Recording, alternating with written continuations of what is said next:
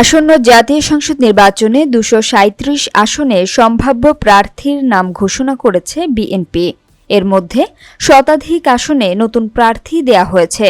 দলের ত্যাগী ও জনপ্রিয় নেতাদেরই প্রার্থী হিসেবে অগ্রাধিকার দেয়া হয়েছে। বাকি ৬৩ আসনের কিছু বিএনপি জোট বা শরিকদের জন্য ছাড়া হবে। কিছু আসনে একাধিক জনপ্রিয় প্রার্থী থাকায় সেগুলোর ব্যাপারে এখনও সিদ্ধান্তে পৌঁছতে পারেনি দল। এসব আসনের প্রার্থী ঘোষণাও শিগগিরই হবে।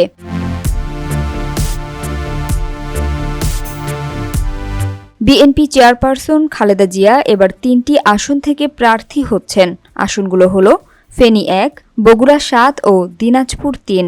বিএনপির ভারপ্রাপ্ত চেয়ারম্যান তারেক রহমান এবারই প্রথম নির্বাচন করবেন বগুড়া ৬ আসনে। বিএনপি মহাসচিব মির্জা ফখরুল ইসলাম আলমগীর নির্বাচন করবেন ঠাকুরগাঁও ১ আসনে।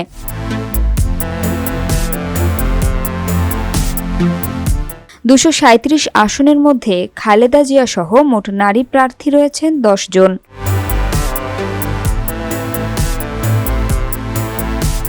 গতকাল সোমবার বিকালে রাজধানীর গুলশানে বিএনপি চেয়ারপারসনের রাজনৈতিক কার্যালয়ে আয়োজিত সংবাদ সম্মেলনে প্রার্থীদের নাম ঘোষণা করেন দলের মহাসচিব মির্জা ফখরুল ইসলাম আলমগীর।